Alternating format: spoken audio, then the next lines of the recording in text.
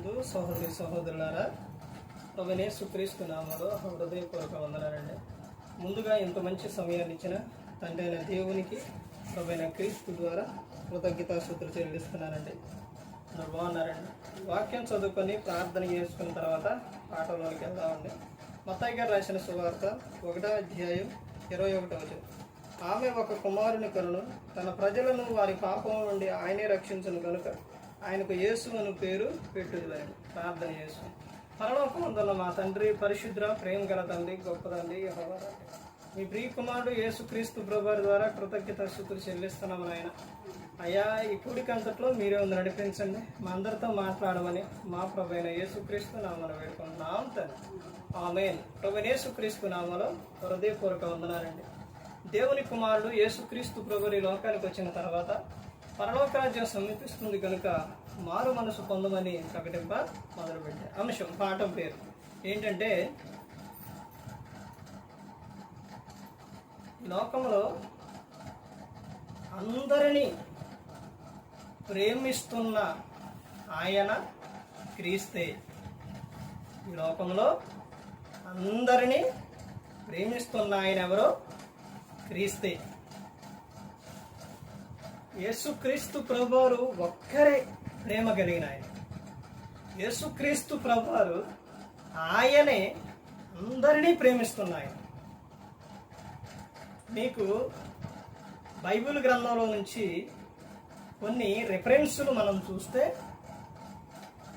మత్తయి సువార్త 1వ అధ్యాయం 21వ వచనం, యోహాను సువార్త 15వ అధ్యాయం 7, 8, 9 వచనాలు, ఫిలిప్పీలకు 4వ అధ్యాయం 4వ వచనం నుంచి 7వ వచనం వరకు, 19వ వచనం వరకు, ఇంకా అనేకమైన విషయాలు ఉన్నాయి.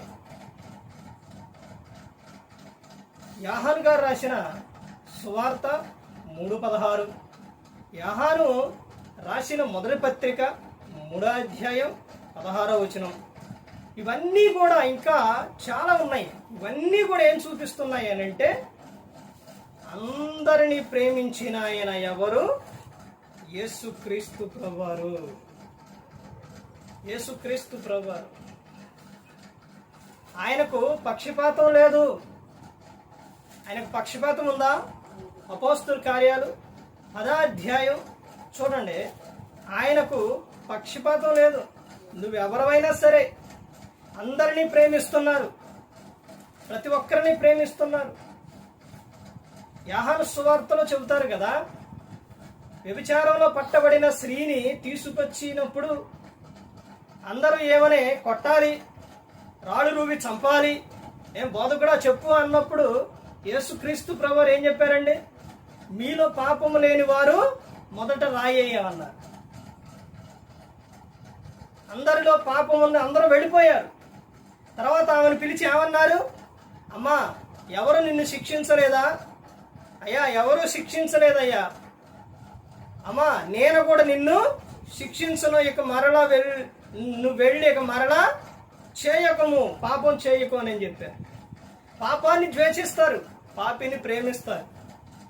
యేసుక్రీస్తు ప్రభువారు సమరయ స్త్రీ విషయాల్లో, ఇంక ఈ లోకంలో ప్రతి ఒక్కరిని కూడా ఆయన ఎందుకు వచ్చారంటే, నశించిపోతున్న వారిని వెతికి రక్షించడానికి యేసుక్రీస్తు ప్రభువారు వచ్చి ఉన్నారు. ఎందుకనంటే, ఒక వ్యక్తి పాపంలో జీవిస్తే పరలోకానికి వెళ్ళరు. అందుకనే ఆయన ఏం చేస్తున్నారనంటే, పాపిని ప్రేమిస్తున్నారు, పాపాన్ని ద్వేషిస్తున్నారు. యేసుక్రీస్తు ప్రభువారు అందరినీ లోకంలో ప్రతి ఒక్కరిని ప్రేమిస్తున్నారు. మనందరం ఎవరు అనంటే దేవుని పిల్లలం. ఆయన ఈ లోకానికి ఎందుకు వచ్చారని ఇక్కడ చెబుతున్నారు. ఎందుకు ఆయనకు యేసు అని పేరు పెడతారని చెప్పారు.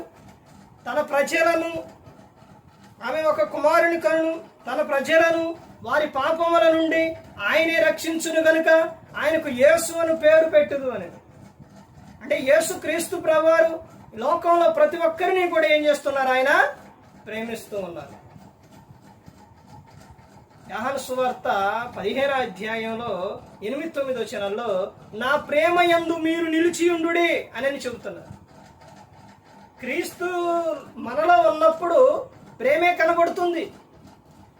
క్రీస్తు మనస్సు మనలో కనబడుతుంది. ఆయన మనస్సు ఎలాంటిదంటే ప్రతి ఒక్కరిని క్షమించే మనస్సు.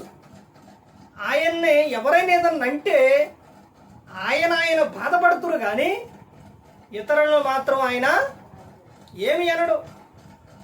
ఈ విషయం ఎక్కడుంది అని అంటే మత్తయి సువార్త 12వ అధ్యాయంలో మనకు కనబడుతుంది. ఏమని? మనుష్య కుమారునికి విరోధంగా మాట్లాడు వానికైనను పాపక్షమాపణ కలదు గాని పరిశుద్ధాత్మను దూషించు వారికి ఈ యుగమందైనను రాబో యుగమందైనను పాపక్షమాపణ లేదు అని చెప్పారు. అంటే మనుష్య కుమారుని నువ్వు ఏదన్నా కానీ ఆయన వస్తూ ఉన్నారు. ఎందుకనంటే ఆయన మనందరినీ ప్రేమిస్తూ ఉన్నారు. ఈ రోజున చూడండి, ఎవరైనా ఏదన్నా మాట్లాడారు అని అంటే ఏదన్నా అన్నారంటే ఈ వ్యక్తి మనం ఆ వ్యక్తి దగ్గరకు వెళ్ళకూడదు. ఎందుకంటే ఆయన మనలను ఎలా పడితే అలా మాట్లాడిండు అని యేసుక్రీస్తు ప్రభువారు ఆయన యొద్దకు వెళ్లకుండా ఉంటారా? ఉండరు. ఆయన యొద్దకు వెళతారు. ఎందుకనంటే ఆయన యేసుక్రీస్తు ప్రభువారు వ్యక్తిని ప్రేమిస్తున్నారు. ప్రతి ఒక్కరిని ప్రేమిస్తున్నారు. ప్రతి ఒక్కరూ కూడా ప్రేమతో రావాలని యేసుక్రీస్తు ప్రభువారు కోరుకున్నారు. ఈ లోకంలో ప్రతి ఒక్కరిని కూడా యేసుక్రీస్తు ప్రభువారు ఏం చేశారంటే ప్రేమిస్తూ ఉన్నారు. అదే విషయం యోహాను సువార్త 3వ అధ్యాయం 17వ వచనంలో ఆయన ఈ లోకానికి వచ్చింది ఎందుకంట? రక్షించడానికే వచ్చారు కానీ తీర్పు తీర్చడానికి కాదు. ఎందుకనంటే ఈ లోకంలో ప్రతి ఒక్కరూ రక్షించబడాలి. ధర్మశాస్త్ర కాలంలోని అంటే ఇశ్రాయేలుల సమయంలోని శిక్ష, తప్పు చేస్తే శిక్ష వెంబటే వచ్చింది. కానీ ఈ రోజున నీకు అవకాశం ఇస్తున్నారు. నువ్వు ఎక్కడైనా మారుతావని, మార్పు చెందుతావని, తెలుసుకుంటావని నీకు అవకాశం ఇస్తున్నారు. అవన్నీ యేసుక్రీస్తు ప్రభువారు భరిస్తూ నీకు ఏం చేస్తున్నారు? అవకాశం ఇస్తున్నారు. ఎక్కడైనా మారవని పేతురు గారు రాసిన పత్రికలో ఆయన రాకడ ఆలస్యం ఎందుకు చేస్తున్నారంట? అందరూ అంతటను మారు మనసు పొందాలని, అందరి పట్ల ఏం కలిగి ఉన్నారంట? దీర్ఘశాంతం కలిగి ఉన్నారు. అందరూ మారాలని, మార్పు చెందాలని, మారు మనసు పొందాలని, పరలోకం చేరాలని యేసుక్రీస్తు ప్రభువారు కోరుకుంటున్నారు. అందుకని ఆయన ఈ లోకానికి వచ్చారు. మనందరి కోసం సిలువలో తన ప్రాణాన్ని పెట్టి ఉన్నారు. అందరి పట్ల ప్రేమ కలిగి ఉన్న ఆయన, దీర్ఘశాంతం కలిగి ఉన్న ఆయన యేసుక్రీస్తు ప్రభువారు. అయితే ఈ లోకం విడిచినప్పుడు ఆయన మాట మనం ఈ లోకంలో వినకపోతే ఎవరైతే వేరో ఈ దేహంతో జరిగించిన దానికి అవి మంచివైనా సరే చెడ్డమైనా సరే క్రీస్తు న్యాయపీఠం ఎదుట నిలబడ్డప్పుడు లెక్క చెప్పవలసి ఉన్నది. అందుకని ప్రతి ఒక్కరు గమనించుకుని ఆయన యందు భయభక్తులు కలిగి ఉండాలి. మనుషులు పలుకు వ్యర్థమైన ప్రతి మాటను గురించి విమర్శ దినమున లెక్క చెప్పాలి అని ఉంది. నీ మాటను బట్టే నీతిమంతుడు అని, నీ మాటను బట్టి అపరాధి అని నువ్వు తీర్పు నందుతూ అని చెప్పి ఉన్నారు. ఇవన్నీ యేసుక్రీస్తు ప్రభువు ఎందుకు చెప్పారంటే మన మేలు కోరే మన ప్రేమిస్తున్నారు కాబట్టి చెప్పి ఉన్నారు. ప్రతి ఒక్కరు కూడా గమనించుకో. ప్రతి ఒక్కరు కూడా దేవుని యందు భయభక్తులు కలిగి పరిశుద్ధాత్మ మాట ఇంటూ హృదయశుద్ధిని కాపాడుకుంటూ క్రీస్తుని పోలే నడుచుకున్నప్పుడు ఈ లోకం విడిచిన పరలోకానికి చేరుకుంటారు. మరి ఈ విధంగా నిలబెట్టి మాట్లాడించిన తండ్రి దేవునికి కృతజ్ఞత స్తుతులు చెల్లిస్తూ ఇంతవరకు శ్రద్ధగా ఉన్న మీకు ప్రభు పేట నా హృదయపూర్వక వందనాలు చెల్లిస్తూ ఈ మాటలు ముగిస్తున్న అందరికీ వందనాలు.